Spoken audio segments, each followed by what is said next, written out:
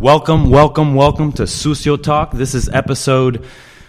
All right, here we go with the episode numbers. That's the last time that I'm gonna mention the episode number in the episode because I always fuck it up. All right, and I'm sitting here with a very highly regarded chef, and I don't want to embarrass myself on this show. Okay, so this is episode Chef Christopher Kostow, my chef, your chef, and today we're going to talk about his career and sort of leading up to, as some of you may have heard, my exodus from the Charter Oak. But we'll get to that a little later. You know, here at Sucio Talk, we like to take things all the way back. In Chef's case, it's about 80 years. So here we go. Chef, how you doing? I'm good, man. Thank you for having me. Yeah, no problem. Thank you for being on Sucio Talk. A lot of people ask me to have you on, so, you know, finally going to make... It's a lot of pressure. Making some dreams come true. So It's all good. So, where are you from? Wow. I am born and raised in Highland Park, Illinois. It's a suburb north of Chicago, about half hour north of Chicago. Very cool. And how long did your parents live there before you arrived? Great question. Maybe a decade. Okay. They lived in Chicago. They moved to the suburbs at some point and had my older brother and then me and then my little brother. Heard that. Yeah. Where did they live before? My mom was born in the Bronx. My dad was born in Europe after the war.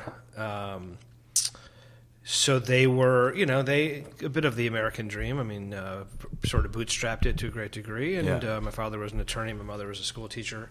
They moved from Chicago to the suburbs for, like everyone else, like some degree of a better life or whatnot. Yeah. Very cool, very cool. Yeah. And then how was life growing up in the Kostow household? Life growing up, man. Were you a food family? We're bringing it back. Were you cooking? Were you guys going out to eat? I would say we were a family that ate out a lot. All right. I tend to have very, and we've probably talked about this over the many years. I have very distinct food memories. I think that's something I've been able to use over the years. So I remember very well what I ate. Whether or not the quality was good or not is sort of inconsequential. But we were always, we'd go up to Milwaukee to eat German food. We'd go into Chinatown to eat dim sum when no one was doing that. Food was always a big part of what we did. I didn't necessarily learn to cook from my mother by any stretch of the imagination, but food was always pretty central. Yeah. Okay. Very cool. Very cool. Did your parents cook at all? Was there some? My mother cooked. She cooked. Okay. She had like most suburban mothers had like 6 things. I heard that. She did not particularly well. Awesome. Yeah. Man, dogging the mom on the podcast. Well, because I know she's not going to listen to the podcast. I don't think she knows. It's kind of offensive. I don't mean this podcast. I mean like podcasts in general. It's nothing. All right. Well, she's from the Bronx. I don't know. Yeah. She might be into that. Maybe. So you're growing up, and then what was your first job? My first job ever, I think, was probably caddying at a country club. Okay. How'd you get into that? Just sort of, I need a job? Yeah, I need a job. Did you like golf? No. No, not at all. And I remember being about 85 pounds and trying to carry these people's bags. And it was miserable. It's so weird because I watched that movie, Legend of Bagger Vance. Yeah, that wasn't me. Oh, that's a caddy right there. That wasn't me. I didn't have like a yardage book and stuff. No. That was not me. All right. How long did you do that for? I think I did that for like a summer. I think that was my first job. Did you get into any trouble? Yeah, because I never showed up. I mean, I can't remember how old I was at the time, but I remember I was old enough to not care about caddying. Yeah. And I remember there was like a tournament where like you got partnered with some old dude who you were his caddy for those 4 days. And I didn't understand how it worked. So day 2, I just didn't show up, and this dude's like sitting at the first tee, like, I can't place that on my caddy. That's so funny. Call me, wake me out of bed. Yeah. Wow. Yeah. Back in the day when there was only home phones, so thank God you were home sleeping. Exactly. That's you were doing the right thing. So then after that, what'd you do? I coached hockey. I remember in the summer times. I mean, you got to understand, I'm old. So this is like, I got to think back. What year is this? Oh, Jesus. This is probably 1990. 1990. I'm 14. Yeah. Okay. Yeah. Got you. Yeah. I had just moved to the States in 89. Yeah. So you were like 94. I was born in 89. Yeah. So I was working when you were born. When I was born. Yeah. Let that sink in. There you go. Yeah. Awesome. So you become a caddy, and then Is there any? Are you doing sports at this time in high school? I was always playing hockey. Okay, hockey was always my sport. Got you. Even from a young age. From a young age, like 4 or 5. Yeah. Got you. Is it something that you thought that you were going to play professionally at some point? I think everybody, when they're 12 years old, for thinks sure. they're going to be a pro hockey player or a pro athlete. I played up through prep school. I did not play college. I probably could have played at some places, but I think at that point there was other interests beyond hockey. For sure, I could see that. Yeah, the ladies start rolling in. Yeah, you're like, now I'm wondering if my mom is going to listen to this. Drugs, rock and roll. It's okay. It happens. What kind of music were you listening to at that time? Holy shit! I was one of those 14-year-old Jewish kids from the suburbs who was sure that if Chuck D could just spend a few minutes with me, he would know that I get it. You know what I'm saying? like I'm listening to very political hip hop. Yeah, that's I'm listening to Boogie Down Productions and Public Enemy and stuff like that. That's very cool. Was it you and your friends listening to that, or were you like? I was always, maybe I always kind of did things my own way. Yeah. So I don't think we were rolling around a crew with like Kid and Play haircuts or anything. With the headphones. yeah. Up to your head, the like radios. Radio Raheem. Yeah. Exactly. No, I think that was just my thing for some reason. All right. So you coached a little bit, and then after that, what'd you do? I think the job. There's a music festival near where I grew up called Ravinia, which is they have like I don't want to say B-level acts, but like the Ringo Starr All-Star Band and like like whatever those cover bands. Yeah, it was like Bad Fish plays there. Yeah, or like it's like probably a stop on the same tour of the bands who go to like the casinos. You know what I'm saying? Gotcha. But like a little nicer. Rod Stewart. Yeah, exactly. I'm sure Rod Stewart played. So that's like also the summer home of the Chicago Symphony Orchestra. So like there's a bunch of restaurants that ring this pavilion or this area, and it was operated by the Levy Restaurant Group, which owns a lot of restaurants in Chicago. So I took a summer job like most kids did at one of these little restaurants, and I worked at the cash register at a restaurant called the Counterpoint Restaurant, and I had like a little plastic visor and a name tag and like the manual it's called WOCAT, winning one customer at a time. It was very corporate, like wow. But the dudes in the kitchen were wearing whatever they wanted, and they were getting high, and they were taking all the leftover bagged wine and driving around on stolen golf carts and just having the time of their life. I'm like, I want to do that. Yeah. And that's when I started cooking. Got you. So I said, let me transfer back in the kitchen, and I've been cooking ever since. And I don't think I was driving yet, so it's probably 15. Yeah. It's been my experience that if you haven't had a food upbringing with like your parents actively teaching you how to cook, the lifestyle is what draws you into the kitchen more so than the cooking. Yeah, so it's like for me, it's the same thing. It's like, well, those guys are listening to rock and roll and they're high and they're fucking and they're swearing and it's crazy in there, and that's where I want to be. For sure. At this point, is there like a chef there at this place where you're cooking at, or there was I think in retrospect that the chefs that they put in charge of these things were probably those in the lowest rung of the Levy restaurant hierarchy. Gotcha. We're like, hey, why don't you go oversee a bunch of high school kids or junior high kids for a summer? Like, yeah, whatever. They're the worst. They're probably getting high too. There was a chef. The head chef, his name was Brian Good. They called him Shaky the Clown because he had some sort of, I don't think he was epileptic. I think he just was like maybe a drinker, and these guys were dirtbags. Like if the female cooks or the female staff would be like, hey, I need a key to the walk-in, he'd make them go in his pocket. Bad, like not good people, not good people.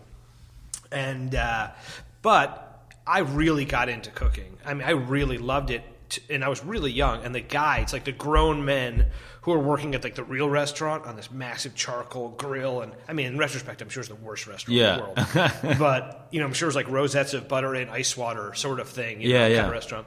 They would let me come and like work service with them. I think they just thought it was funny that this little kid wanted to cook. And I would work this massive grill, and it was like the hottest thing. It was like it was unbelievable. And I would get high with them in the walk-in with the older guys. It was an incredible experience. I loved it. That's amazing. Yeah. So, how was the weed back then? Stems and sticks and popping. It was popping noises in the joints. It was you smoke it and you go take a nap. Let alone fucking go cook a service. Yeah. That's awesome. Yeah. So at this point, you like cooking and you're like, I'm gonna do this. Are you like? I think, and I've thought about this quite a bit and talked about this a bit. At the time, there was no perception that was a reasonable profession. I was playing hockey. I fancied myself. I wanted to be a writer. I wanted to do all these things. Yeah. I looked at these chefs who were the only sort of visible role models within that industry. I'm like, I don't want to be like that guy. Yeah. It was only kind of around that time, maybe a couple of years later, that I remember first seeing, I don't know if it was on TV or something, these like young chefs in New York. I can't remember what the show was, but it was and I'm like, wow, these are like young, articulate, good looking, like creative, dynamic people. I mean, you could, like, being a chef is actually like a thing you could go be. Yeah. But I remember the first couple of years I did that, I was taking summer classes at like the community college. I was in high school at the time.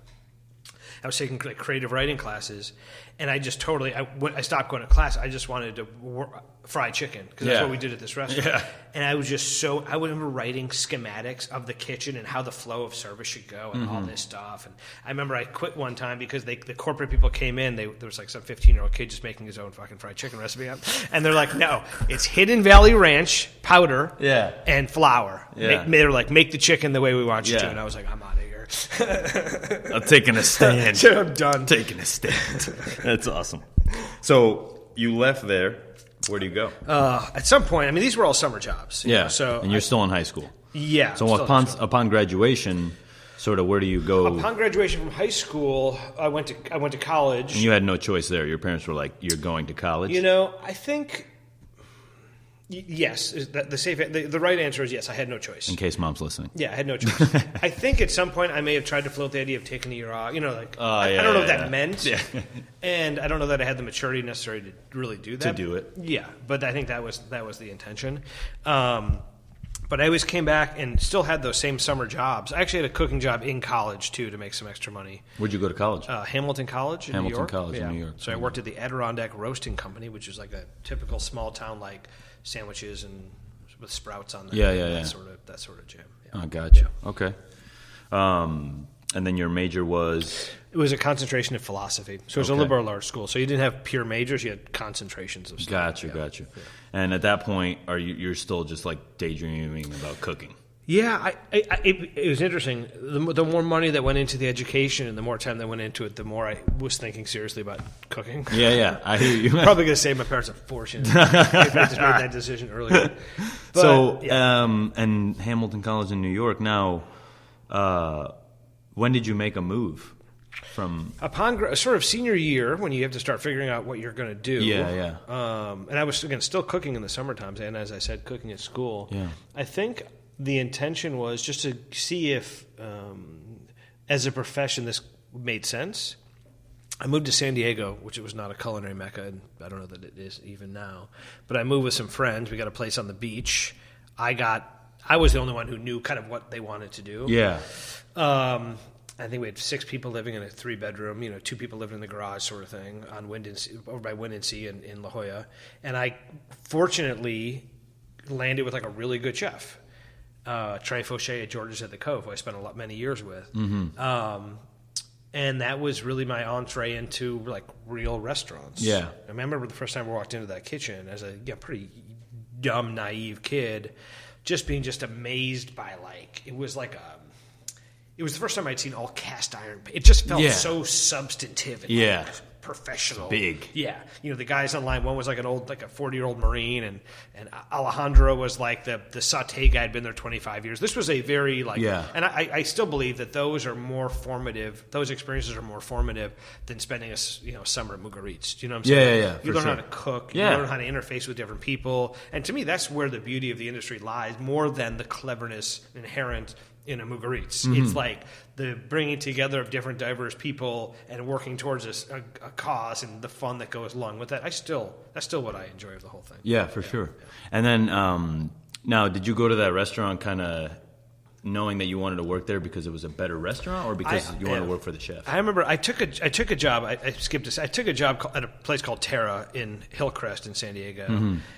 And the chef was like 23, had no idea he was doing, but he was super cool, and he let me kind of play a little bit. So I was there for like 6 months. Yeah. I remember sitting in his office looking at a Food and Wine magazine, and there was an ad on the last page that said, George's at the Cove welcomes Food and Wine Best New Chef winner Trey Fauché. Gotcha. So he had just won Food and Wine Best New Chef because he'd previously been at Sundance. And I literally remember looking at it. I'm in the chef's office. I pick up the phone and call to talk to Trey. He never called me back. No one ever called me back. So I just went there day after day and sat at the hostess stand. There's this lovely hostess named Moira who would just like tolerate me, and eventually Trey agreed to see me, and I got a job. Cool. Yeah. What was your first position there? I was both pastry plater. There's a weird combination. I plated the pastries and I shucked oysters. And I remember to this day the drawer with 3 third pans of different ice creams and sorbets in it. That invariably oyster shells would fall into. It was just a terribly designed station. It's like, all right, I'm on the ice cream and oyster station. Ice cream and oysters. So you do these chocolate souffle cakes, and you would do these pastries like creme brulee Napoleons with like I don't know if you ever seen like the layered phyllo, and all that sort of jazz, and then oysters for some reason. Okay. And then, do you know then in your heart that like I'm going to move up in this kitchen and I'm going to be like aggressive in my upbringing? I would say that I was voracious in my quest for knowledge. I didn't go to culinary school, and I sort of always had that. Do you feel a little behind? I always kind felt of. behind. I feel behind all the time. Me too. So what I would do is I'd like go to the library in La Jolla before work, and I'd read whatever I could. But I'd also go to the bookstore in La Jolla, buy a book, take it to work and photocopy it all, and then return the book and get another book because I couldn't afford to buy a bunch of books. Hell yeah! So I learned to cook a lot that way. Trey really gave me a lot of ability to do specials and stuff. I can remember the first specials I ever did there. Yeah. I remember I did. He still gives me a hard time about I did like this beet soup. It was like a red beet soup with like a horseradish whipped cream or something. Something like that, which I'm sure was probably tasted okay, but like I remember like it spilled on the carpet and like some guest got it on him. I remember it was like it was an issue. But I'll tell you the honest God's truth is for the first several years of my career, I always was like this isn't for me. Not that I didn't love cooking, but the trajectory of a cook it's a tough path. Oh, for sure. And I was a little older than some because I didn't really start at it until after college, really. And I was always like, you encounter a lot of people you don't like. Yep. I worked with some chefs who I really, as human beings, in their souls, I did not like. And you just start asking yourself, like, not to skip too far ahead, but I worked for someone in San Francisco where I remember making, I don't know, $8 an hour, living in San Francisco, not having enough money at any one time to go shopping. I could buy one thing or 2 things, but I couldn't I never had enough of anything. No. And I remember just being like, maybe I'm just done.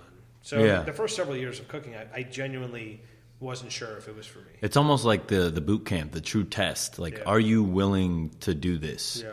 Because I had a lot of those times when I was thinking about doing this podcast, I was thinking about the questions I was going to ask you, and I'm like, I got to ask him if he ever felt like this is not for me. All the time. I quit cooking at one point. Completely quit cooking for over a year.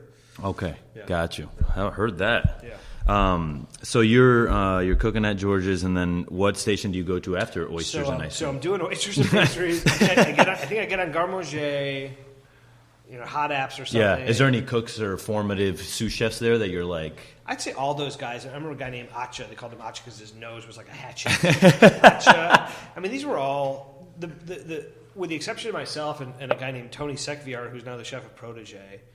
It was not a kitchen of aspiring culinarians. Okay. It was guys who knew how to cook. It was a pirate ship. It was a pirate ship. Yeah. And these guys, a guy like Acha, talk about the lessons learned in the kitchen. A guy like Acha almost died.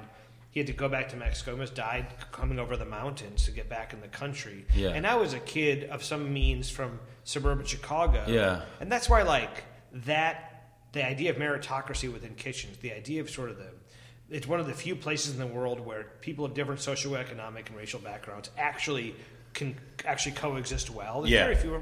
I've always believed that's one of the real beauties of the thing. When you walk through the back door, it's like all classes erased. Yeah. All lines are blurred. It's like that guy who was the sauté cook had started as a dishwasher 10 years earlier. Like, that's still, I'd like to think that's still possible in restaurants. Oh, for sure. It definitely is. Yeah. It definitely that's is. Why I was, I've gotten in some trouble because I take umbrage with the idea that that restaurants are inherently racist places. Yeah. While we all agree that, at least I certainly agree that there's systemic racism at play that prohibits inclusion and access, which is the reason behind the scholarship. We can talk about. I believe that there's something incredibly valuable and deeply American almost and egalitarian about restaurants. Very cool. Yeah. Very cool.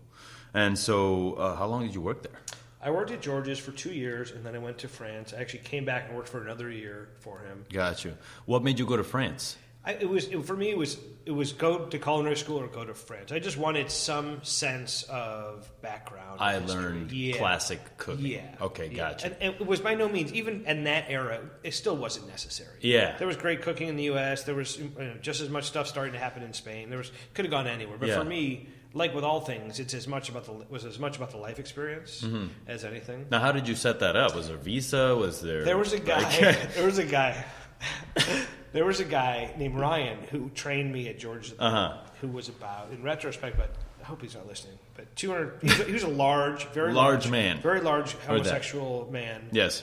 Who, I remember Trey yelling at me, the chef yelling at me to bend from my knees because I would bend from my waist, and Ryan, who was on like the meat station, was like staring at my ass and would burn shit. Yeah. So Trey was always like, bend from the knees because it so anyways, Ryan was a lovely guy. He actually ended up becoming a butcher in San Diego.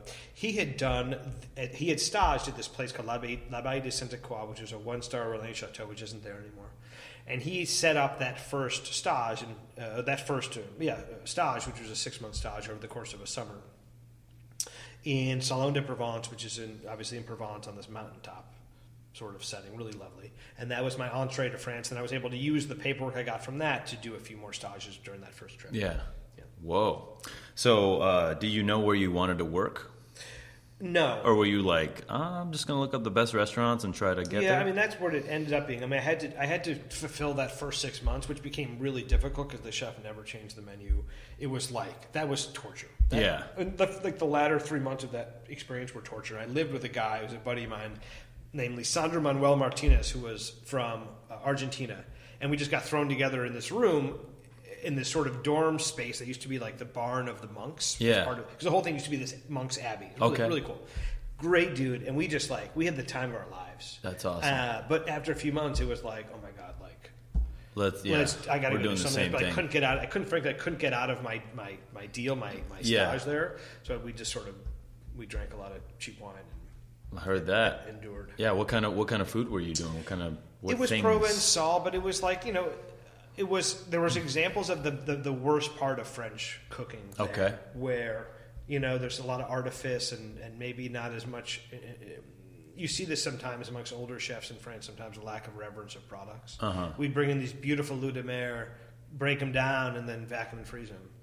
Or we'd bring in pumpkins from the fall, and he'd clean them up, vacuum and freeze them, and be doing pumpkin soup in the middle of summer. Weird stuff like that. I had never seen before. Gotcha. I learned a lot, but it wasn't my favorite restaurant I've ever worked at. Gotcha. Would you say that Tres Fâchés was a seasonal focused restaurant? Highly in that, we worked very closely with a very famous farm down there called Chino Farms, and that was a big part of my education. Is I was charged with going to pick up at the farm every morning, which was it was a responsibility, it was an honor. I'm sure for Trey, he just wanted to sleep in. Yeah. Half hour surfing or whatever. And you're like, he gave me the keys to the restaurant. Yeah, exactly. I thought I was I had been knighted. I hear you. And I mean, working with Tom Chino, he let me work in the field sometimes. Yeah. That was a very informative part of my training there. Very cool. So then you move on from this boring restaurant, and where do you go? I go to Paris. I moved with Lisandro to Paris, and I took a couple quick jobs. I worked at a place called Le Pied du Pont in the 6th for a little bit. I ended up landing at a place called Chez Georges, which is in the 2nd, and it's a very, very old school bistro where, again, I'm not learning crazy techniques, but I'm learning some really cool stuff. Yeah. How are you getting jobs? I'm piecing together some French and Okay. Knocking on doors. I whatever French I learned in kitchens. I just bootstrapped the hell out of it. Yeah. I mean, I just go knock on doors. Yeah. And I worked in this tiny little kitchen there where the garde manger guy also buffed the silver. So you'd be plating something, and then the silver tray would come out of the dish machine, and then you'd polish. That's right. That's back in the day when you had a position, you did 3 positions. Yeah. The servers heated up the bread. Yeah. You know what I mean? And this guy's buffing the dishes. I loved, and this place was where it was at the end of a street called Etienne Marcel, which is where all the fashion houses were, all the modeling agencies, all the French Vogue. So everyone who was a model, who was in fashion, who was in publishing, this was a very famous restaurant everyone would come to for lunch. the cigarette and cigar smoke was such it would just sit above your head all the way to the ceiling, and people just had like these long, boozy, sexy lunches. It was a really cool place. That's crazy. I loved it. I absolutely loved it. Yeah. And then I worked there for a few months, and then my goal was always to get into a 3-star, so I was able to get in Le Jardin de Sens, which was a 3-star in Montpellier. How much more effort did that take than your other this bistro, for example? In terms of getting the job? Yeah, just lot. like getting there. Yeah. Was it a lot of standing at the back door, kind of like, hey, it was man. a lot of letters, but, like any 3-star restaurant, they're like, sweet, free labor. Or, Exactly. They don't care. Yeah. Yeah. They didn't give for that stage, I lived behind the grease dumpster in a space that was also part of the dry storage. Yeah. With like me and 3 Japanese stagiaires. Yeah. It was not awesome. Gotcha. I heard that. I learned a lot. Yeah. Me and Andre Chang were on Garde together at Le Jardin de Sens. He ended up staying with the Porcel brothers for like many, many, many years. Yeah. I did like a 4-month stage. Yeah. But it was, to see a kitchen like that work. That was the first kitchen that was like, it was like the tram kitchen. It was like sliding doors. It was gorgeous. I never seen anything like it. Beautiful. Beautiful. Everybody's dressed nice. It was really cool. It was cool. It was an interesting experience. A lot of yelling. Oh, yeah, for sure. Yeah, too much. And then I'm sure in French, and you're like, what are they saying? It was hard. There's no doubt. My French just wasn't that good. Yeah, for sure. Yeah. And then after that, did you feel like, what made you leave there? It was time to come back to the U.S. It was time to come back to the U.S. Got you. How long had you been in France at that time? That time, not that long, like a year and change. Yeah. But I remember being like, I'm done. I'm good. Yeah. I'm good with. Did you feel homesick? No. I just, the French kitchen culture. There's a lot of dumb people. Yeah. It's a very slightly misogynistic, chauvinistic, kind of just like, you guys are idiots. Yeah. It's not a very enlightened, at the time, I would Heard say. that. It was not a very enlightened place. So you left there and you go back to the States. Come back to the U.S. I went back with Trey for a bit, just to kind of get my feet under me. Yeah. I worked for him for years. I kind of a lead cook in Tournant and just worked all the stations. Yeah. But then I was like, I need to get up to a city. Yeah, for sure. So I want to make sure I get the chronology right here. So I moved up to San Francisco and took a job at Elizabeth Daniel. Okay. Daniel Patterson's place. Yeah. Which is a great restaurant. Mm-hmm. It was during the I want to say it was during the .com bust of. It was after that period. So let's see. I was in Provence during 9/11. I can't remember. Anyways, I remember it was a very slow restaurant. Mm-hmm. It was not doing well, but the food is incredibly precise and very thoughtful. Daniel, is got a master palate. Yeah, and understands like how to make very few moves and make things delicious. I just liked more than any experience I've ever had professionally working for him. Yeah, I didn't enjoy it whatsoever, and that was when I was like, I think I'm done cooking. Yeah, because. There was like things happening in my personal life too at the time that was just like a lot of shit at once. A lot of shit. It was the not having the ability to pay bills. It was personal stuff happening. It was just not liking Daniel at all. Yeah. That I was like, but I ended up going back to France at that time for a girl I was dating at the time was French, and we moved back. Even though I said I was done forever working in France, I ended up back in France. I wasn't going to cook though. I was just going to like hang out a little bit and kind of get my feet under me. And she sold jewelry. Yeah. She worked with these people, these folks in Guatemala, like families in Guatemala that make jewelry. She would sell it in like these, they're called marché artisanales, like markets along the water. We lived on the Mediterranean. Yeah. And so I was like, yeah, I'll sell some. I'll hang out with you. We'll like whatever. She ended up getting sick. So I had to cover for her. She ended up having like a tumor and stuff, so that got a little crazy. But in the end, I ended up back in the kitchen, a 2-star that I really enjoyed. A guy named Christian Morrissey, who was very informative in terms of my career and how I look at cooking and managing kitchens. So I was there for some time. Okay, got you. And then when did you leave France again? So I was there for another 2 years. The second time around. Got you. And then. I need to get on, that point where what got me back cooking was the realization that I had put a lot of time in, that I really enjoyed the work. I knew even then my strength and my success will be with me. I need to be in charge. Yeah. And in understanding that, I realized I was far closer to that goal than I was from the beginning of the journey. And Yes. the right thing to do was to get finish. there. Yeah. So in answer to your question, come back to the U.S. was about getting there. Okay. So I took a sous chef job for Daniel Hum at Campton Place. So walked in as a sous. How did you manage that? I think it was very fortuitous for both of us because he was a new chef in the U.S. He'd been in maybe for a year. He respected my European training. I think he really he wanted someone. He wanted someone who had been in a hard French kitchen. He got that. Yeah. And for me, it was very fortuitous for both of us. He gave me total latitude on parts of the menu, which was very helpful for me. Like it was a busy restaurant. He let you be the boss you wanted to be. The boss. Exactly. Yeah. And I don't think I did as well as I should have. I was very hot-headed. Yeah. I mean, like really hot-headed at the time. And that carried for several years. But he gave me like the lunch menu, and he helped work with me on guiding sort of from a vision perspective. But he gave me wide latitude to hire, to train, all of it, and that was really, really helpful. Yeah. The problem was he then went to New York. I didn't want to go to New York because I frankly I didn't want to repeat. I don't want to say this, like the degree of poverty and absence that I had working for Patterson. I didn't want to go to New York and do that. Yeah. I always said to myself, I'll go to New York when I'm going to open something in New York. Exactly. New York is Yeah. So I elected not to go with him. I wasn't going to stay at Campton Place. So I took my first chef position at Chez TJ. Chez TJ, gotcha. Who'd you take it over from? The chef prior to me was Josh Skeens, but he had been gone for a while. Heard that. So there might have been someone in the intermediate. Yeah, for several months or something. But he had been the chef. How long had Josh Skeens been the chef like there? A minute. Okay, gotcha.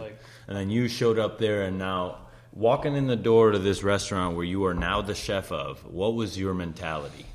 Did you have the drive? Were you like, I'm gonna get my stars? Well, the stars weren't even they didn't even exist. Michelin Michelin was just getting there that first year. Okay.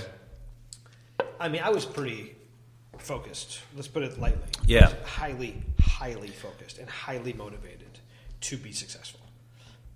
At a certain point, you put the time in. You know how it is. You put the time in. You put the years in. No, my thing was no one was going to stop. Yeah, no one's going to stop this. Yeah. I walk in the kitchen that first day, and it's like I won't even say a pirate ship because it was a pirate ship. It was like it was a joke. The guy. I see a guy with a massive big beanie on, making himself eggs on an induction burner, and this guy. I mean, it was garbage. Yeah, it was garbage. So I was very aggressive and very quick, flipped it around. I was lucky to come in with a guy named Chris Detmer, who was one of my cooks who I'd hired at Campton as an extern, and he worked with me at Campton, and I love the guy to death. And he convinced his wife somehow to move down to Mountain View, which is where Chez TJ was, and together we turned that thing around. Yeah. And that was the first year that Michelin came out, and it was a cute little restaurant. A little dumpy. The kitchen was super, super dumpy. The dining room was dumpy, but it had charm. And I think we did really good food. The food for me at that point was definitely a little more French. It was like stuffed quail, but the quail was wrapped in bacon, and it was stuffed with truffles and oysters. It was a little more luxury, a little heavier. We got a star that first year, which was like crazy time. You got your first Michelin star. Crazy. First year How old as are you? a chef. I wasn't that young. But you were the youngest, no, for a time. I was the third young. Well, I was probably. I don't know. I don't know if this is still true, but I remember they say when we got 3 stars, it was like the third youngest ever. In the guide. I don't know if that's. I have no idea. But we got a star that year. It was a big deal. All of a sudden, this little restaurant that was doing like 6 covers a night. You're like crushed. Dude, it's packed. The owner gets himself a new car. I'm seeing all this stuff happen. I'm making no money still. Yeah, and you're like, okay, this is time for me to make money now. Well, yeah. I mean, that's fast forward year 2, we're humming, we're busy. We get 2 Michelin stars. So this is like my first year being a chef, we got 1. The second year being a chef, we got 2. All of a sudden, this is when there's like the laundry had 3 stars, and there's like 3 2 stars.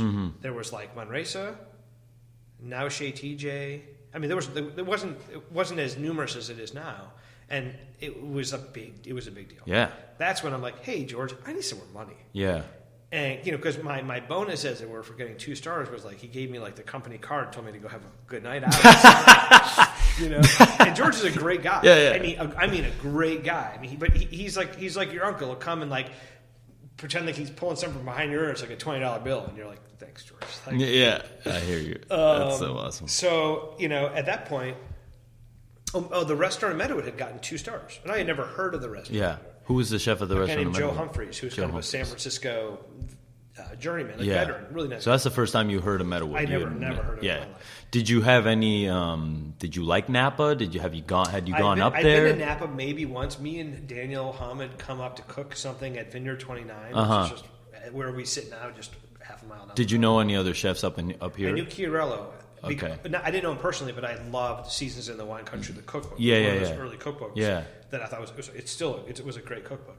I think that's really it. It's the only sense I had of it. I remember driving through St. Helena the first time, probably to go to Vineyard 29 for that event with Daniel. Yeah.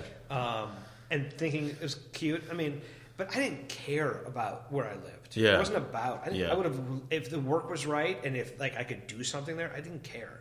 I never thought about life like that. Yeah. I gotta be honest with you. So Joe leaves the restaurant Meadowood. This is right before the economic crash of 2008. Yeah. Joe leaves the restaurant Meadowood to go take over this new hotel, Cavallo Point in Sausalito. So the owner's wife of Chez TJ jokingly says, "Hey, it looks like Meadowood's looking for a 2-star chef." And I was like, "Okay, I'm going to be right back." And I called Joe, who I knew, who put me in touch with Stan Bromley and the Meadowood people. And I was up there the next week interviewing and eating and staying and stuff. And at that point, your mind's just like... Well, I saw it with Meadowood.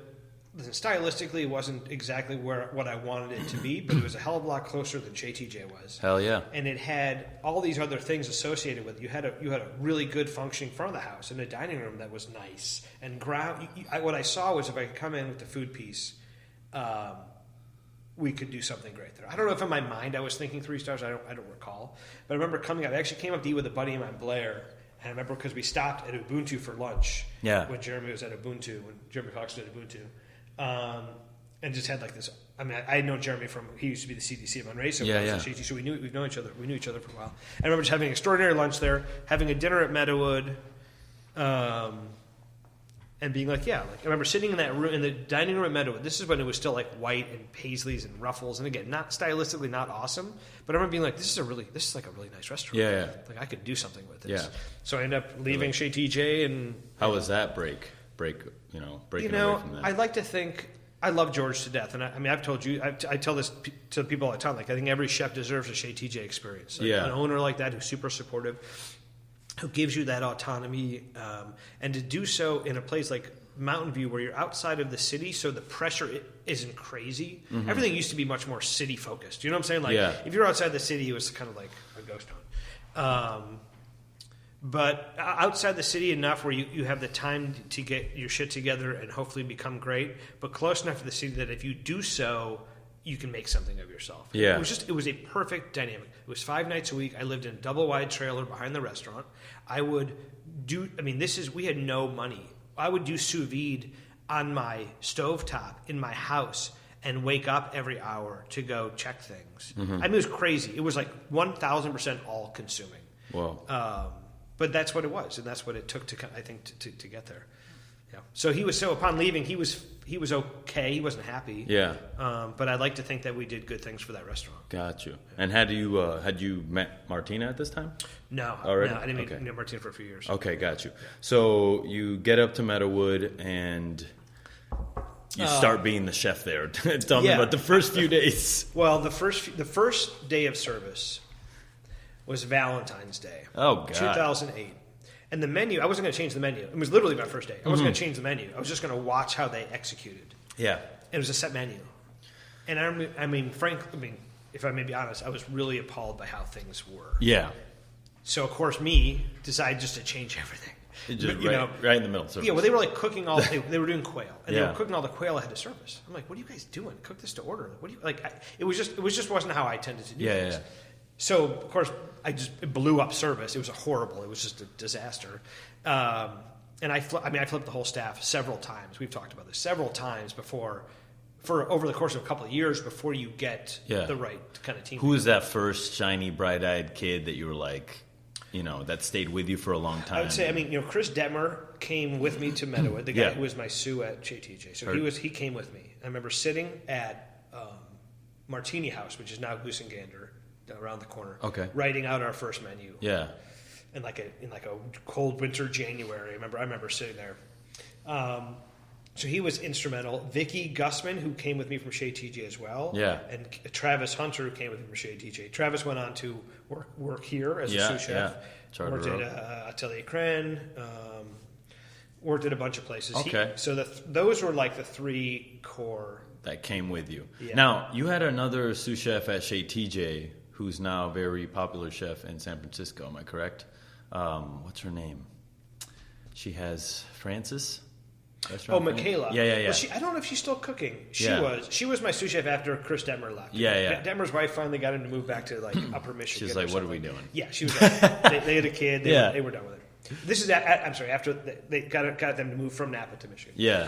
Michaela Rayhorst was and remains the hardest working, most diligent person. Yeah, you were telling me about her, and she's like... She would have she had a second job. She lived in Oakland. Yeah. She would commute to Chez TJ and did additional work for like UCSF hospitals or something. Doing, data entry or something. Yeah. She was a phenomenal cook, phenomenal eater, and it's an all-around amazing person. Yeah, and her restaurants are amazing. Yeah, so she was the CDC at Francis. Yeah. And then she was at Del Popolo, and I don't know if she's cooking anymore. Heard that. She's great. Yeah. And then, so you're up here at the restaurant, no matter what it's called, Tram. Okay, so we're at Tram. What were the first stations for you? Like as you're building this new kitchen, kind of piecing it together. It was interesting. You're sort of walking in, as oftentimes happens. You're walking into an existing system.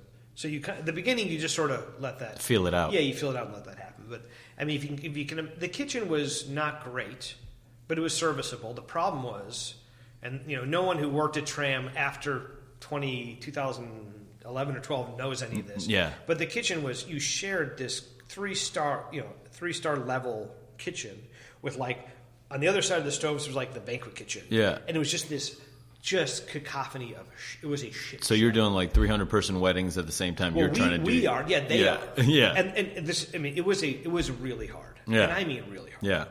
I mean, it was, and this led to a lot of problems over the years.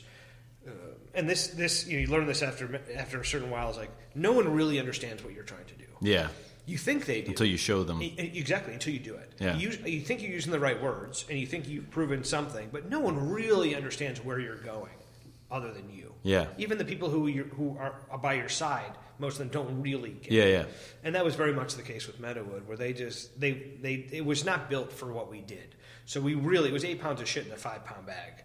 And we bristled and we outgrew it, and that's why at a certain point we got 3 stars in that kitchen, which is just a miracle. Yeah. So that was, I think, our third or fourth year. So that was 2012. I think we got our 3rd star. At which point we shut down and redid the place. Got you. So you're like, okay, I showed you now. Yeah. Now, please give me a new kitchen. Yeah. Then they're like, okay, got you. And what was that? How much was that build out? I don't remember the total build out. I remember the kitchen itself was very expensive. Yeah. And this is $2,012, but it was a really expensive kitchen. But I mean, as you know, it was a really well done kitchen. Yeah. It was. I worked so diligently on that kitchen. Yeah. And I think the design came out well, and it was very functional. Yeah, for sure. It aged well. We took beautiful care of it. The team really I love that place. And that when you see the ruins of that thing, not to fast forward too much, but you see it when you see the ruins of that thing, it's just hard to fathom. Oh, for sure. Yeah. For sure. So you get your 3 stars, and then sort of, in a chef's career, I think that a lot of us think that 3 stars is it. And I know you are, driven. Yeah. So after the 3 stars, where does one go from there? Well, I mean, if I was 50 when I got 3 stars, I'd be like, I'm done. My approach would have maybe been different, maybe. But I was 32. Yeah, yeah, I was 32 or something like that. Gotcha. So what am I going to do? Yeah. Other than keep pushing. And I mean, I should tell this. I mean, tell the story of when we got 3 stars, they still do these Michelin parties. Yeah. I was going to ask you about that. How was that? Dude, I went to San Francisco. You got Thomas Keller giving you the old nookie. First, I mean, if I can tell this story. Yeah.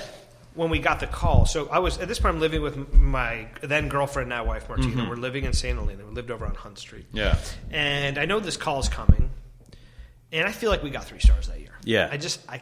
We were humming. And we're walking with Charlie, my dog, who was then a puppy, through the vineyard into town to get coffee. Yeah. And I'm over by the end of Adams Street, over by like the library. Yeah. So I'm kind of cutting through the vineyard into town. And I get a call, and it's Jean-Luc Naret, and he says, Christopher, this is the last call we're making today. I want to tell you, congratulations, you got 3 stars. And listen, you can say what you want about the validity of these awards or whatever. We all poo-poo it all and understandably agree that it isn't the modus operandi. It's not the reason for being. Yeah. But when you put the time in and you deal with the shit that we deal with, and there is a concrete, tangible reward. You've been knighted. It's a big fucking deal. And it was a highlight of my life. And I'm not embarrassed to say that. Not because, it's not about necessarily somebody else's opinion. It's about, it justifies to some degree the struggles. And all the work you've done. Yeah. So that night is this Michelin party. Yeah. So we go to the city. We're at we got a room at the Four Seasons. Someone associated with Medwood was associated with the Four Seasons, and he got a room at the Four Seasons. So we're there drinking, and the party starts at 7, but it's 7:30. I'm like, I'm not going to go when the party starts. Yeah. My cell phone rings. It's the director of the Michelin. I'm like, dude, where are you? I'm like, what do you mean? He's like, dude, the party, you need to be here. So it was over at the Cliff. It was at the Cliff Hotel. So we get a cab, go to the Cliff Hotel. I couldn't find it. We're up in elevators. We're all these. Finally, we find the thing, and I'm ushered into a room with Jean-Luc Naret and Thomas Keller. Because at the time, Thomas was the only other 3-star. Yeah.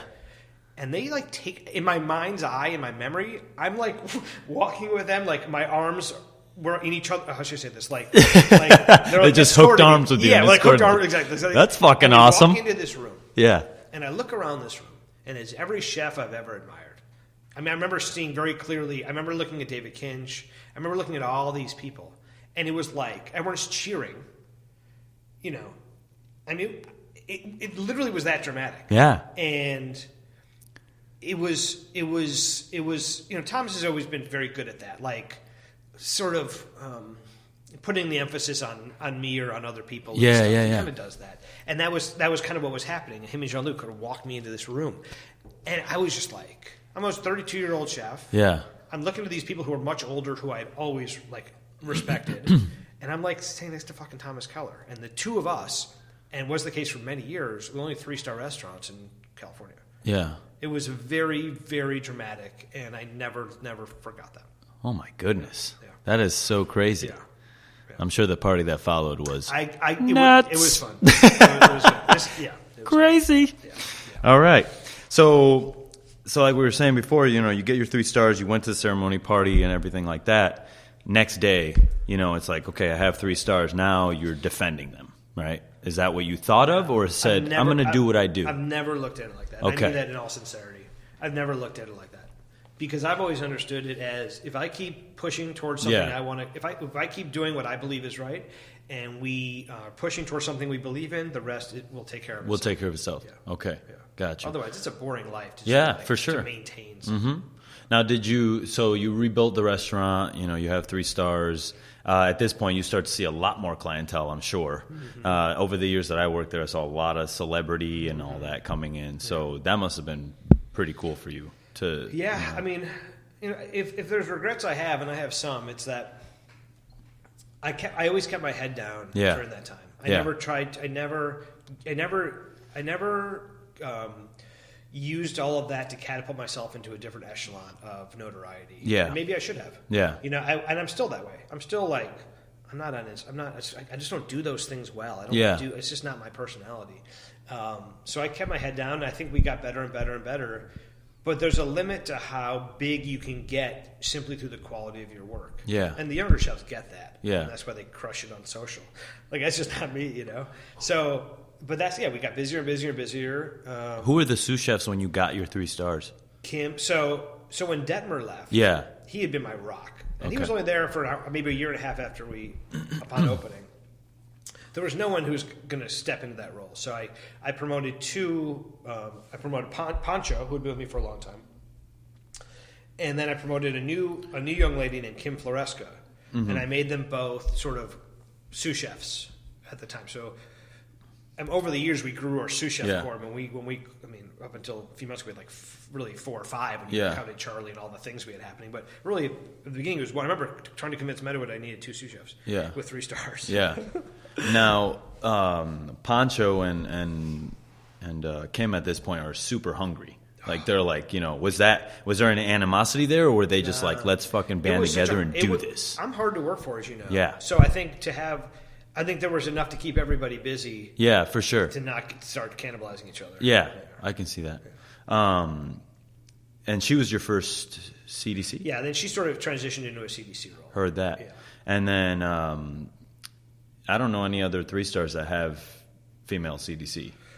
Well, we've only had 4 CDCs in totality, and 3 of them have been females. Yeah, that's what I mean. I don't think there's any other restaurant that has that track record at all. Yeah, I don't know. I don't know if it's really a conscious thing, other than I think oftentimes the potential for great management amongst women is better. I think they're better than us, dude. They're better.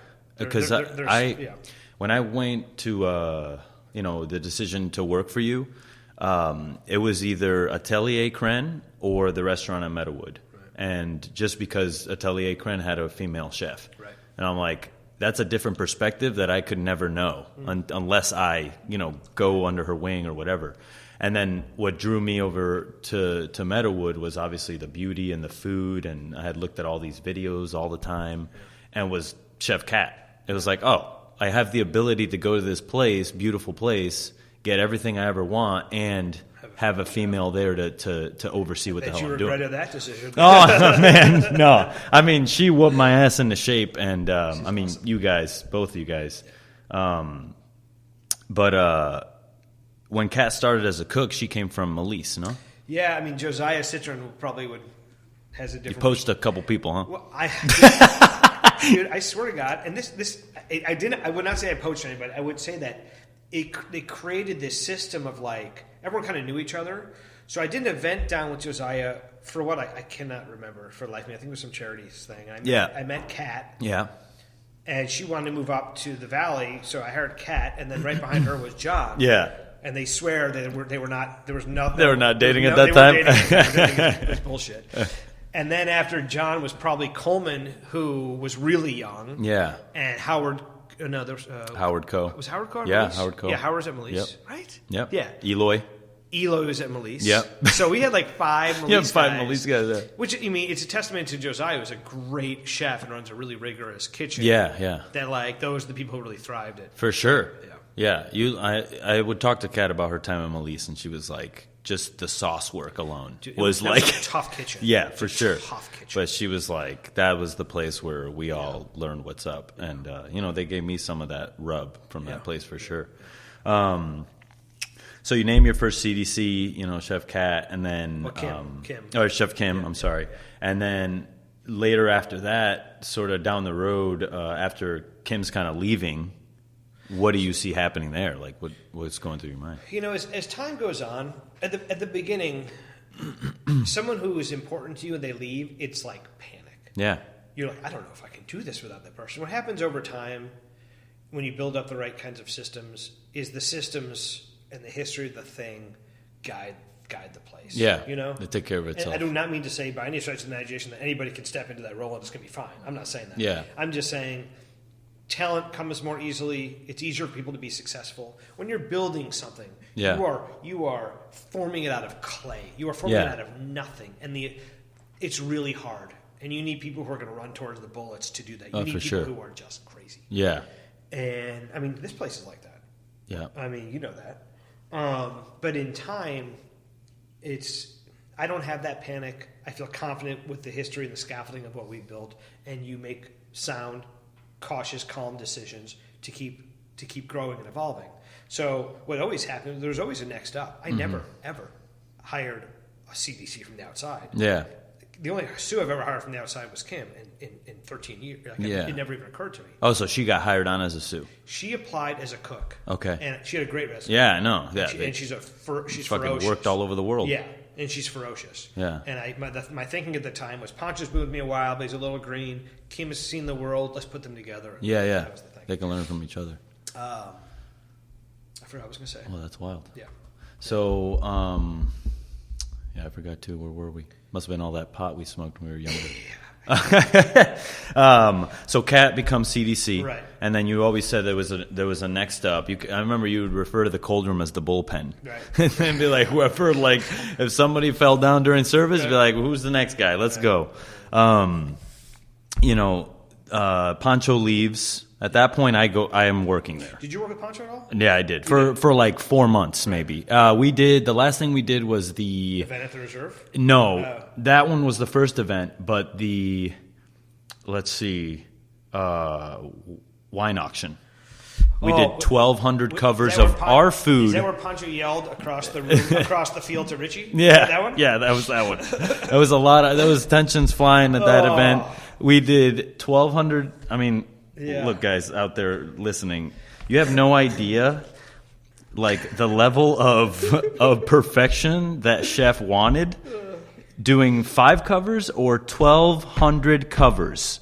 We peeled like. It was like 5,500 butterball potatoes. What was it for? It was the sorrel potatoes. Oh yeah. The sorrel potatoes. So it was puree. It's for charity. Just yeah, to be clear, this is for charity. 1,200 is for charity. We're not doing, that's not for profit. But it was insane. And I remember at some point I looked up. And there was like 400 cooks with their heads down, just everyone's just going high energy, yelling at each other. It was nuts. It was like I was so happy that I did that event. It was crazy. But when I showed up to the restaurant, I remember talking to you. I was like, "Hey, I'm David, and I'm from this restaurant in Rhode Island, and it's a farm to table restaurant." And you're like, "I'm pretty sure every restaurant is a farm to table restaurant." And I'm like, damn it, like I fucked this up, And then you're like, you know what, you can stay. You're like, you gave me to Howard Coe, and you're like, if he fucks anything up, he's gone. And I'm like, oh my God. So, and at this point, I had worked really hard at these restaurants in Rhode Island, but I took a month off. I went to Puerto Rico and ate peanut butter and jelly sandwiches and gained 30 pounds. It's the heaviest I've ever been in my life.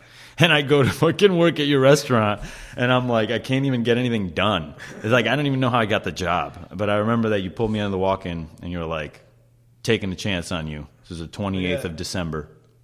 And what year? I think it's like the end of 2013. 2013, right. The end of 2013. Because I had walked in during 12 days, and Tartine was there, and Kinch was the next day. And that's when I always tell this story. I remember looking over at David Kinch's board, and there was like $4,000 worth of black truffles that he's just chopping.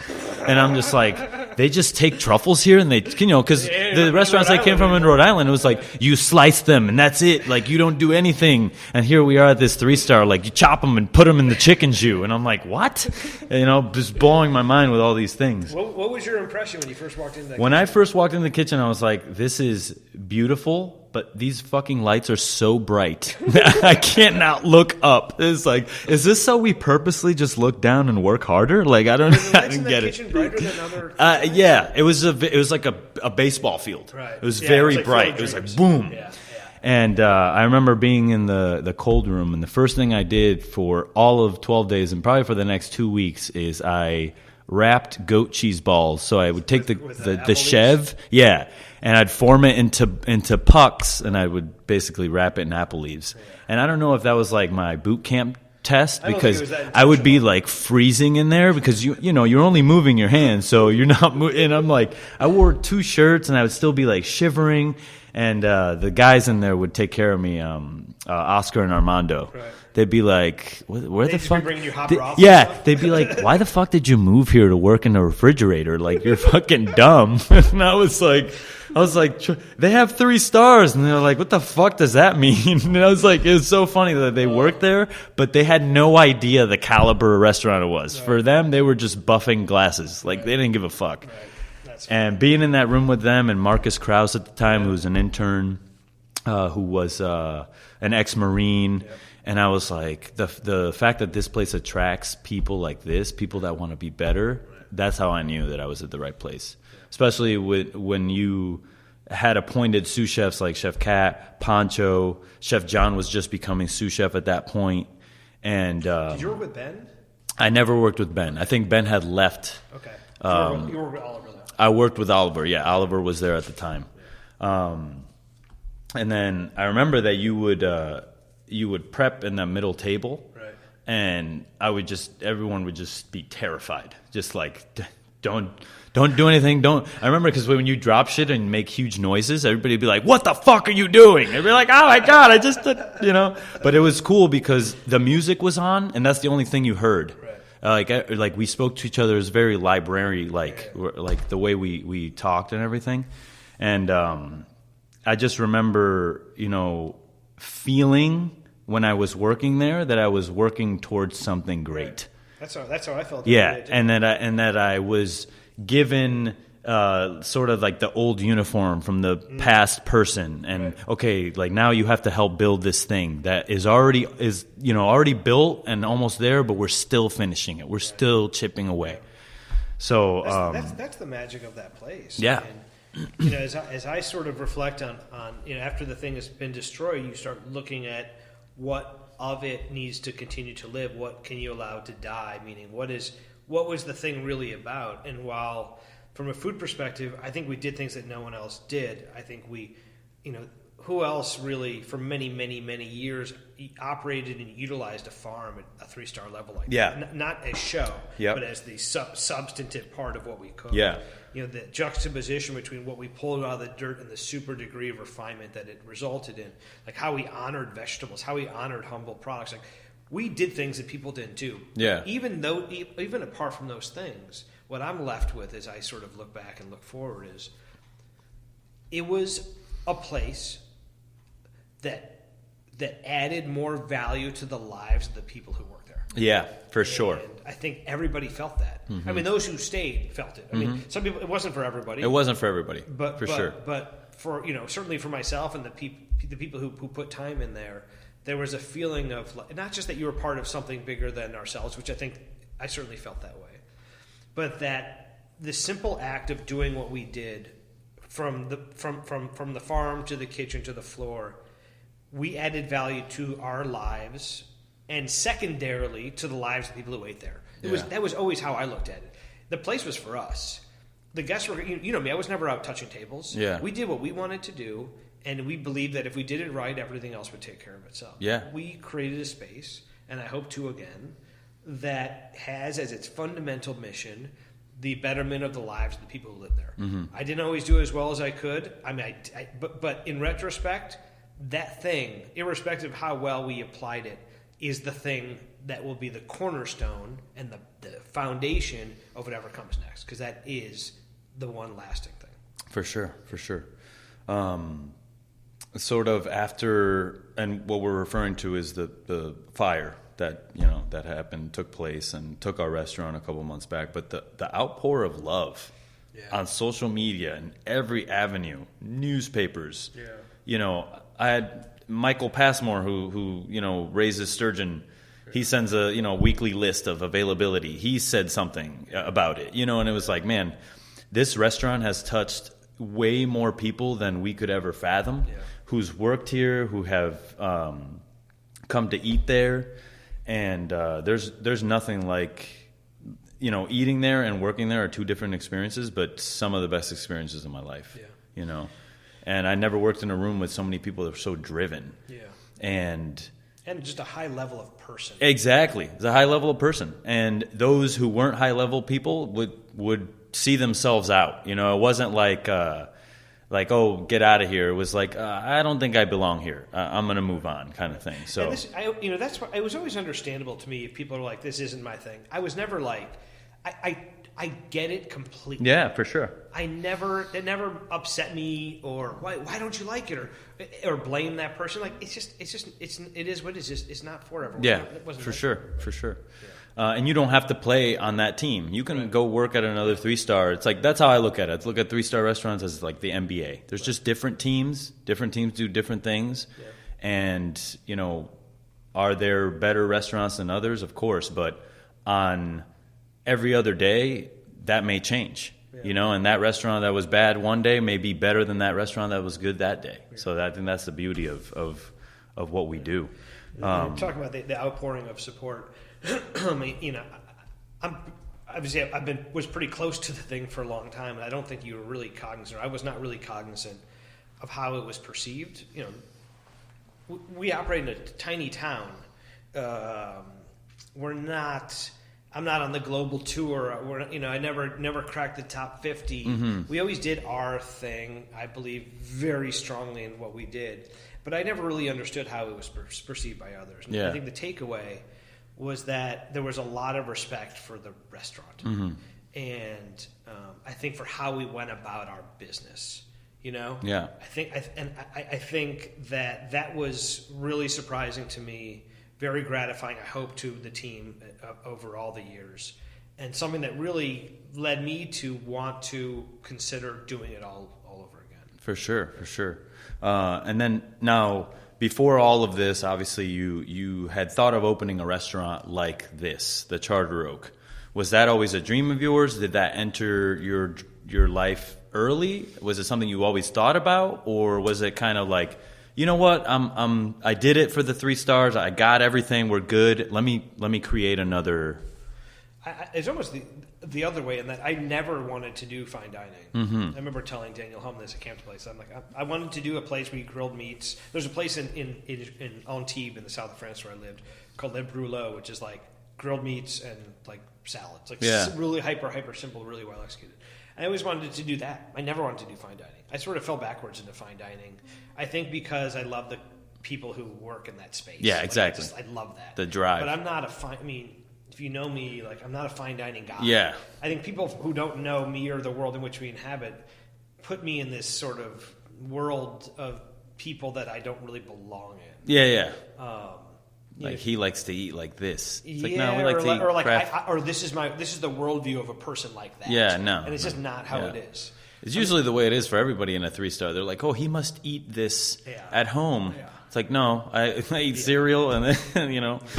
I mean, I saw some of that after the fire, like this, you know, as much positive press as there was like, you know, people who were like, I hated working there. Yeah, for sure. I totally get. But I think a lot of that sort of coverage is guided by a preconceived idea of what people, like, of who I am. Yeah. Which I think is way off base. For sure.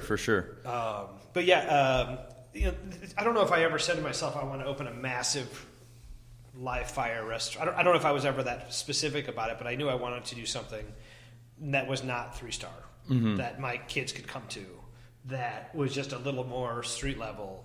And this building, where we sit, the Charter Oak, became available. I never envisioned doing something this large. Yeah.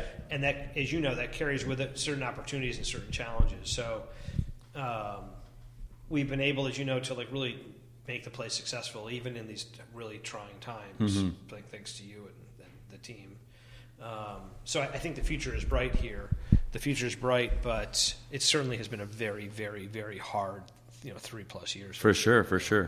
So when you were planning that, when was it planned, basically? Because we knew nothing, right? We were just working at the restaurant. I'll tell you, I remember the deal for this was signed in August of 2015. So we probably began conversations, I mean, the way things work in this world, probably 2014. Yeah. So this is 7 years ago.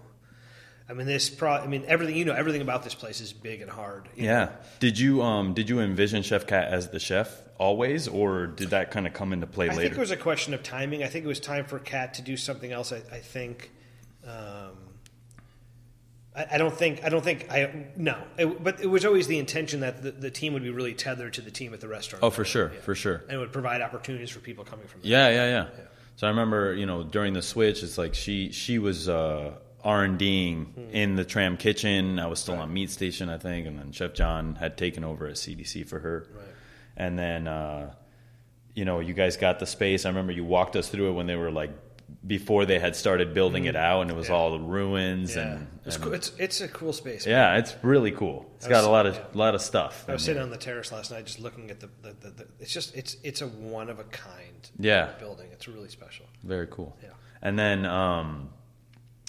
what was I going to say? So when you were conceptualizing Charter Oak, did you know that this was the food that you wanted to do? Like, did you know that you wanted to have a fucking awesome burger and beef ribs and chicken with a little sauce on it? And like, I think I wanted.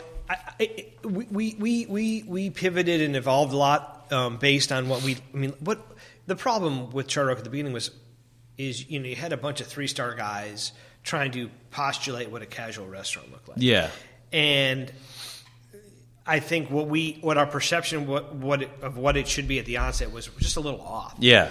And there was definitely two different ways of looking at it. The way I looked at it, the way my partner at the time looked at it in front of the house, where it was too fancy. There was too much fancy stuff. Yeah. Like the burger was always meant to be like, oh, it's going to be off menu, but now it's like the best selling thing. Yeah, you realize for sure. what people. This is retail. Yeah. This is give the people what they want. Tram is we're going to do whatever the hell we want. Yeah, and people come. And if you want to, you choose to come there, or you don't. Exactly. Here is like, it's retail. You got to respond to your audience, and we deal with this all the time. Like, you're talking about your PMix. What's going to sell and what's not going to sell? What are we not selling? Yeah. What do we got to move? Yeah. And that's a crazy world, that you have no idea about when you're at a 3-star as a cook. Or a sous chef. Like, you don't deal with costs. It's like, oh, hey, get the 2 kilos of caviar. No problem. Right. And you're because like, cool. Because you have enough revenue that it all works. That's a $300 a person. It's like here. It's like that's what I like about. I like the challenge of engineering here. Engineering the menu, engineering the dishes in such a way to enable you to do the covers. Like, I really enjoy that, and I found in this process that I really like the idea of being as much, if not more, a restaurateur, and focusing on the vision and letting the chefs be the chefs. I'm still. It's hard for me. That's the first time I've said that out loud. But I think that is what is to me more interesting and makes more sense with the life that I'm leading as a husband and a father. Yeah, for sure. Yeah, and it's felt here. I was,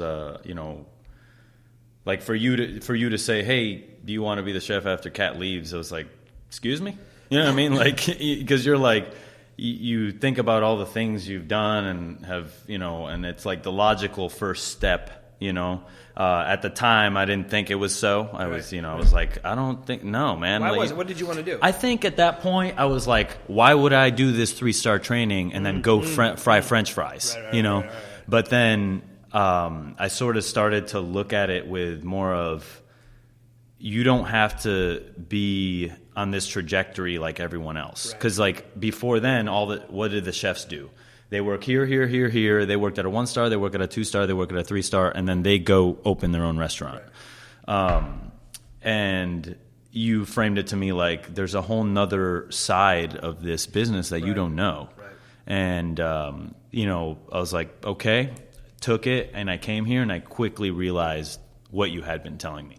Yeah. That it's not as easy to train people here as it is at Tram, right? People move across the country to go work there, and here it's more or less, you have some of that, but then you have some people that are just here for a job, and you need to understand that as a chef, that not everybody wants to run 1,000,000 miles an hour and do everything how you do it, so I think I learned a lot about leadership while I was here, and learned a lot about food costs and just those things that you don't touch at 3-stars.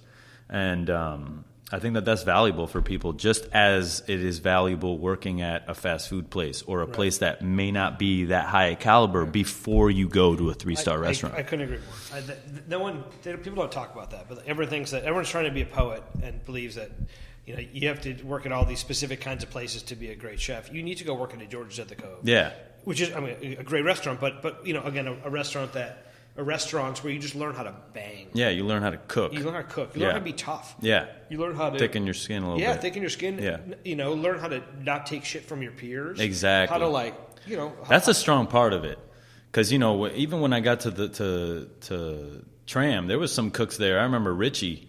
He was looking at me like, this motherfucker's coming for my job. You know, like I remember the look on his face, and I was like, "Oh no, this guy hates me."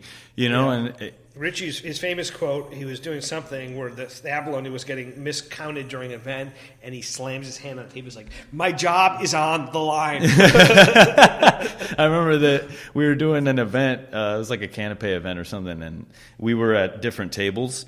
And I was kind of like, "Hey, throw me that pastry bag," and he walks it over. And I'm like, you could have just thrown it to me. He's like, there's too much at stake. I was like, that's Richie, man. You know, but that's how cool that place was, because as soon as you walked in there, all your life's problems forgotten. Because all you cared about is being as perfect as you could be, you know. But what after that, you know, Charter Oak, open 3 years now. Where does Ensue come in all of this? You know, it's interesting. You what did they say? They say, you know, as you're making decisions in life, you know, you're just doing so based on what's coming at you. But when you look back on it, it looks like a perfectly created novel. Yeah, exactly. Like it all has a sense to it. So, I mean, I think at the time, you know, I've wanted to do a multitude of different projects. As I said, like, I think that's really interesting. It's exciting. I like the idea of creating this massive ecosystem, you know, where the farm, you know, informs these different restaurants, and the team in the restaurants that can then do other things. Like, that's really fun. When that's humming, which is where we were getting, right? We were getting right before pandemic, Where all the chefs were looking at recipes of different. I mean, you had a chef in China and a chef at a casual place. And everyone's sort of working. Like, I think that's so fun. Yeah, I really do. And I think it comes down to why we get into this business at all, which is like that connection with the people that we work with. Yeah. So to grow that world is super attractive to me. So the opportunity came, you know, Ricky Lee, who's from out of Shenzhen, which is in mainland China, you know, had these ambitions to do this restaurant in China. He's a very well-traveled, well-known sort of foodie. And somehow I was chosen to do it. You know, he enlisted Brian and Mark Canlis of Canlis Restaurant to put this search together globally for the chef who he believed could come in and raise the bar for them. Did you have to do a dinner for it or something? He just came. They came in to eat a few times. Okay, gotcha. I mean, I always remember this. I don't know if I've ever told Ricky this story, but it was like a Thursday night, 9:30. There was a four-top on table 9. It was the owner of the Miami Heat. I want to say, it's not Adelson. It's I can't remember his name. So he's there with his family, and then these two young Chinese kids come in wearing, like, you know, sweatpants or something. And I'm like, you know, I'm going home. Like, I'm done for the night, whatever. And the Chinese kids were like up at the table talking to the guy from the Miami Heat, and then we were trying to manage the situation, or whatever. Those two guys, that was Ricky and Edward, who's his partner in the thing, and Ricky's a huge Miami Heat fan, randomly enough. But anyways, you know, the point being, they came in a couple times and ate, and we talked a lot. I flew out there. I was actually in Hong Kong anyways, doing something, a dinner at the Jockey Club there, and it just worked. And we were able to open in Sioux of August of last year. And, you know, to our earlier conversation, Miles, who was a sous chef at Tram, came here for a little bit to help open it. Yeah. And then he went off and did some stuff, and then he came back. Then he went back to Canada. He became the chef, and he has done just a great job. He is so talented. Dude, he's a jack of all trades. So that's why I really thought that was a perfect fit for him, because it's a bit Wild West out there in terms of you might not be able to get the flour that there's nothing. You got to know how to figure it out. Know how to figure it out. And he's to your point, incredibly talented. And he's doing a great job in really evolving the vision there. Because we went in saying, we're going to do Tram meets Southern China. But the food at Tram is pretty esoteric and austere, and it's like one little thing on a plate, and that just doesn't fly there. Yeah. So we've been, you know, he's done a really good job of understanding the local audience in a degree that I haven't been able to, because I haven't been able to get there because of COVID. Yeah. So he's crushing it. So yeah, and Sue's been a really wonderful project, and my plan this year was to spend a lot of time in China understanding the place and people better, and hopefully we can do that whenever this shit show ends. Hell yeah. Very cool. So, do you have a part in the food over there, or is it mainly gotcha? Yeah. I mean, yes. So me and Miles talk every week. We talk about the menu. We had some really big plans coming for this year. Some really big guest chef things and stuff. Yeah. But so we work on Are they closed over there? No, they're open. They're open. Full busy. on busy. They're doing great. Yeah. Boom. China, good job taking care of COVID. Yeah. That was Thank you for introducing it and then slowing the curb. Yeah. Making us look like fools. Yeah, we do that by ourselves. My goodness. Yeah. Well, Chef. That's it? That's it. Do I get questions? Yeah, you guys have questions. Yeah. So it's today's your last day. Today's my last day at the Charter Oak. Yes. And in addition to being your last day at the Charter Oak, it's your last. When did you start? You said at Tram. 2013, Okay, so December 28th. So 7 years. 7 years. So 7 years. This is your last day. Last day. So how do you 7 feel? years. I feel incredibly blessed. I feel lucky that you guys accepted me. Because I knew, as you grow in your company, you know that you take your sous chef's advice seriously. They're your consiglieres. Like, they fucking let you know, like, this guy's no good or this guy's good. And I think that Chef Kat and Chef John and even Oliver at that time were like, yeah, let's take a chance on this kid, you know? And I think you did as well. And just the fact that I showed up at the back door was, you know, I always think if you're going to get a job, you got to fucking make a statement. And that was what I had to do. Right. You know, I didn't want to become just another resume in the stack that I'm sure you have to this day, you know. So I was like, how can I do that? And that's old school. Nobody does that anymore. I used to do that. Yeah, exactly. Yeah. And like you told me, like when I walked in, you were like, there's a culinary school right down the road and not one person has ever done this. Ever. And to this day, I don't think has, you know, again, you know, so I think that that's something important for everyone out there. Like, I wasn't necessarily thinking that I was worthy of working at the restaurant, skill-wise or whatever, but if you don't take a chance on yourself, then you never know what the fuck can happen, you know, and if you will it, it will happen. Yeah. So, I mean, I applaud that, and and I've been doing this for a long time. I think that you, from day one to the last day, to today, have a certain spirit and a degree of self-confidence isn't enough. It's self-belief. Mm-hmm. That I know, as sure as we're sitting here, that whatever you want to do, you're going to be able to do. Coupled with the fact that your trajectory, how should I say this?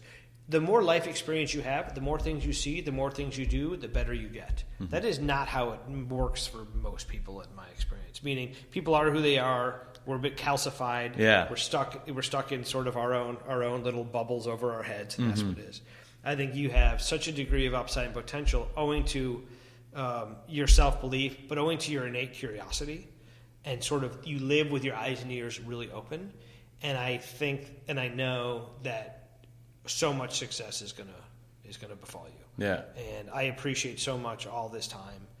I mean, again, man, even to the last day, the way you finished at this restaurant, it's very rare. You know what I'm saying? Yeah.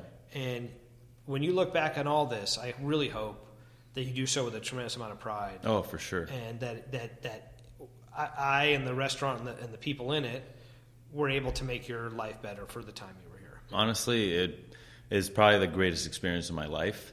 And I've had great experiences working for chefs, and I wouldn't be able to do it without Chef Jake Rojas. He definitely upped the ante on how aggressive you can be formed, which helped me then be in that kitchen and survive with all those guys that wanted to be great. And now look, Chef Miles is and Sue and Chef Kat has got Yangban Society down in L.A. And the testament is all there. Everyone who has worked for you has a level of success that was much more than when they started. And but my success is because of those people as well. Meaning, I'm very cognizant of that. Like, there's a lot of conversations in the industry about credit and things like that. And while I'm nothing, and that restaurant's nothing without all of you. And exactly. I don't mean that as some bullshit hyperbole, like a nice thing, a Hallmark card thing to say. Yeah. I mean, genuinely, from a content creation to culture to attitude to just human capital, that restaurant doesn't exist without all these people. Yeah, for sure. Well, I want to thank you, Chef. I want to thank every single person that I've crossed paths with at the restaurant at Meadowood, and Sue at Charter Oak. Anybody that I've ever met through you has become a great friend in my life, to be honest. Like the fact that I have these chefs' phone numbers in my phone and I can call them is all because of you. doing potlucks and thank you for that. Guest chef events is possibly the greatest thing that I've ever been introduced to in a world when I came to work at the restaurant. We were at it was the forefront of it was like 12 days. Brigade dinner with Dan Giusti, a bunch of other events. It's like almost like, you'd be sitting at home like, I'm bored. Let's do the fucking event next week. And I will always remember the event we did in North Carolina when me, you, and Chef John went over there. And I got to tell this story. So we roll into this restaurant. It's Pool's Diner. Chef Ashley Christensen, amazing chef, badass lady. Yeah, great lady. And we go to this Pool's Diner. It's like, I don't really know Chef that well. I don't know Chef John that well. Like, I've just been working maybe for 8 months at that point. And I'm like, okay, they're taking a big chance on me. This is it. And we're working at this Pool's Diner. Chef John is basically doing everything, and I'm just like doing the canapes and like going down on that. So we do the event. And that was a good feeling because, everything went off without a hitch. And it's hard to try to do 3-star food, especially at Pool's Diner. That kitchen was tiny. We were grilling outside in the rain. It kept raining on the coals. It was like, there's always these things. And I would say Chef John is the greatest person at an event to just make shit happen when you got all the elements are against you. So much fun. I've had so many fun times with him. Yeah, man. I mean, you guys traveled the world and cooked together, and all over, man. That guy is just fucking MacGyver when it comes to shit. Like, he just makes it happen. Where's Massimo's place? Me and him. Modena, yeah. A lot of memories. We go there, we do the event. And, like, at this point, you get behind the bar, elbow the bartender out of the way. You start pouring us whiskey shots. We get fucked up. And then we're like, all right, we're going to go to the bar. What do? We all pile in the back of a pickup truck bed. And we're in North Carolina, so I'm like, yeah, this is legal here, right? Like, we're in the South, right? Like, whatever. So me, you, and Chef John are in the back. Then we get pulled over down the road. And I'm like, Chef, give me your beer. And I fucking hide it with some jackets or whatever. The cop's like, get the fuck out of there. So we, hop out of the back of the truck. Ashley Christensen is like, I own this town. Yelling at the cops. I was like, this is amazing, man. White people get uppity with the police. And then, we roll to the bar, but the person who drove us to the bar got a DUI. Yeah. Later on, her significant other ended up getting some. I want to see how you're going to tell. I want to see how you're going to tell the story. He was getting some fellatio in the street. In the street. Yeah, no, I'm going to go right on and say. I said fellatio. It's okay. And John got his hair braided at the bar. So we were just out of sorts. I don't know how I got home that night because I wasn't with you guys. Yeah, there was a lot of not remembering how we got to back to our hotel rooms during that trip. Yeah. But I remember my first day back, coming back off the plane, and went down on canapes super hard. And Chef Cat's like, you better be ready to party hard and then come and work harder. And I was like, damn, schooled by the best. Those events were I love doing those events. Yeah, especially when I was younger, like where I could hang a little bit more and stuff. Yeah, for sure. Those events those are real crucibles. Those are real tests to the point because we go out and stuff. Yeah, but it's also how well can you function in not your environment. Yeah, for sure. Yeah. And you were always like, we fly out Friday, do the event Saturday, fly back Sunday, work Sunday night. Like it was always like you're coming back to service. So that's how we even did it with China. I mean, for sure. Yeah, that's right. I'd leave work, go to the airport, fly to China, do the thing, come back. But that's cool, man. I think I saw you at a certain point before this pandemic hit your stride with that. Yeah. Like I think you liked being in other places, and it kind of let me change things here a little bit. Yeah. And let me kind of be on my own, and then you'd come back, and I'd be like, okay, well, how do I do with this, this, and this? That's how it needs to be. And as I said, that's the fun ecosystem we can build. I love that. Yeah, I really do. For sure. I mean, the communication of the Restaurant of Meadowood team and the Charter Oak team will always continue. Yeah. I always talk to everyone that I've worked with. Even Carl the other day, I talked to him. Shout out to Carl. So shout out to Carl. Neatest prep lists in history of cooking. Nah. All right. But, this is bittersweet for me. But like you said, I'm very driven. And everything that I've ever done in this past 7 years working for you has been like something that I've said. Like when I was going to work for you, I fucking, it's called the Ocean Drive Blunt Cruise. It's the best blunt cruise in America, rated by High Times, and it's I don't even know what a blunt cruise is. It's in Newport, Rhode Island. So it's basically like, you go smoke on this cruise. I rode a bike and I smoked, which was terrible. It was hot. I'm sitting on this rock looking at the water like, you're going to go work at the restaurant at Meadowwood, and in 3 years you're going to be sous chef. And that's like exactly what happened, awesome. Word for word. So thank you. Thank everyone. And this has been an incredible episode of Sucio Talk. Awesome. There will be more episodes to follow, but this Chef Christopher Kostow. None of them is good, though. Hell no. That's Chef Christopher Kostow, episode number Who Gives a Fuck. Tune in next week where we'll have Andrew D'Angelo, CEO of Harborside. That's that dispensary down in Oakland. But I do have that wrong. He's not the CEO anymore. So I fucked that up, but it's okay. I'll edit it out. All right? Signing off.